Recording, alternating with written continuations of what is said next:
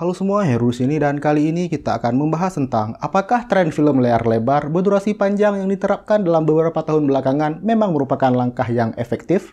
Oke, sebelum masuk pembahasan, roll the intro.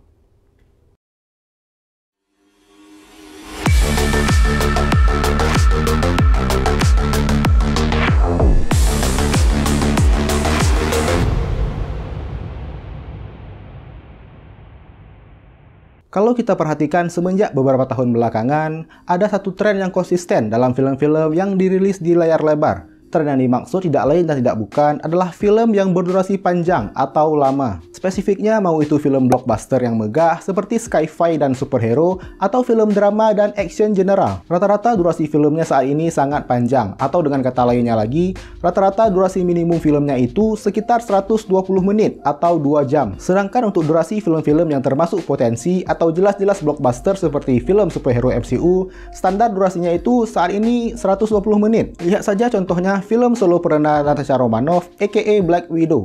Film yang gue dan sebagian besar fans anggap adalah salah satu film terlemah di MCU sejauh ini saja, berdurasi hampir 134 menit. Iya memang, hanya lebih 14 menit, tapi intinya tetap lebih dari 120 menit. Bahkan Shang-Chi and the Legend of the Ten Rings saja berdurasi hampir 132 menit. Mungkin untuk tipikal film superhero atau blockbuster epic, kita masih maklumi jika durasinya selama itu. Tapi kalau untuk film yang standar aja, apakah durasi panjang memang efektif untuk diterapkan?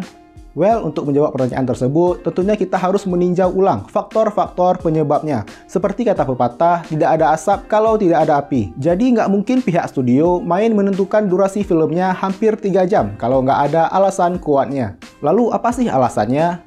Ya, ada banyak sih. Bisa karena studio mencium potensi box office besar dari filmnya, nama-nama aktor super ngetop yang tampil, atau simply karena naskah filmnya yang menuntut untuk dikisahkan dalam durasi yang sepanjang itu.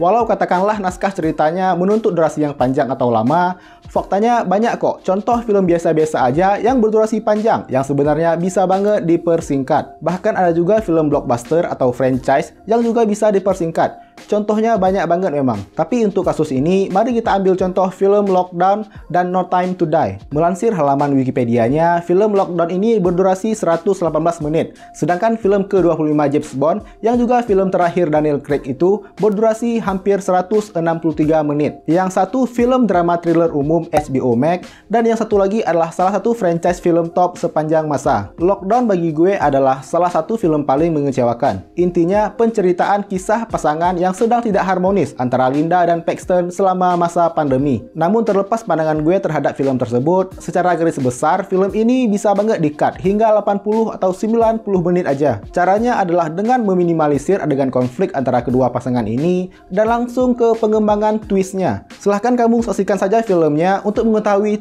twist yang dimaksud. Sedangkan untuk No Time to Die, sekali lagi apabila kita melihat dari sisi perpisahan kita ke James Bond-nya Daniel Craig, memang pantas untuk film itu berdurasi selama itu. Tapi kalau melihat dari sisi keseluruhan filmnya, durasi No Time to Die ini sangatlah lama. Bagi gue durasi 135 atau 140 menit aja udah cukup. Bahkan 120 menit saja pun sudah cukup efektif. Kuncinya adalah mengurangi banyak adegan yang implikasinya nggak terlalu signifikan. Contoh seperti beberapa adegan chit-chatnya itu. Toh faktanya film James Bond yang berjudul Casino Royale yang dirilis tahun 2006 hanya berdurasi 144 menit.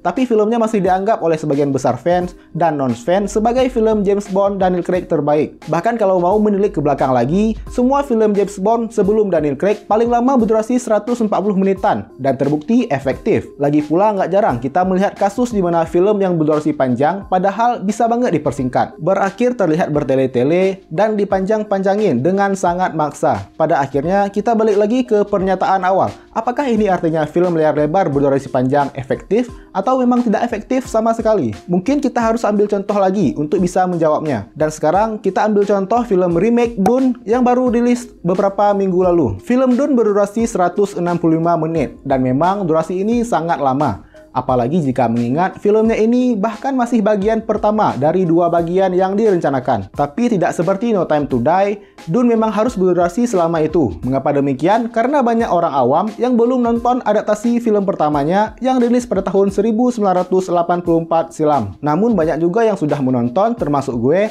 yang menganggap adaptasinya hancur. Sehingga untuk kasus seperti film Dune ini, durasi panjang itu memanglah wajib. Begitu juga dengan Avengers Endgame yang berdurasi hampir 180 menit. Karena dalam film akhir pertarungan antara Avengers dengan Thanos tersebut, banyak banget yang harus diselesaikan. Selain itu juga, film Avengers Endgame ini dianggap sebagai penutup Phase 3 MCU. Maka durasi 3 jam itu memanglah keputusan yang sangat tepat. Jadi kesimpulannya, efektif atau tidaknya film layar lebar dengan durasi panjang tergantung lagi dengan kebutuhan naskah penceritaannya. Kalau memang dalam penceritaannya membutuhkan 180 menit agar membuat audiensnya benar-benar paham, ya 3 jam tentunya nggak masalah. Tapi kalau 90 menit aja sudah dirasa cukup, ya nggak ada salahnya juga. Selain itu, keefektifan ini juga kembali lagi ke kita sendiri sebagai audiens. Kita sendiri yang bisa memutuskan apakah 190 menit atau 65 menit itu adalah durasi yang efektif atau tidak. Jadi memang pada akhirnya, tidak ada jawaban yang 100% pasti dari topik ini. Semua bergantung lagi pada pendapat dan selera kita masing-masing. Apapun tanggapannya,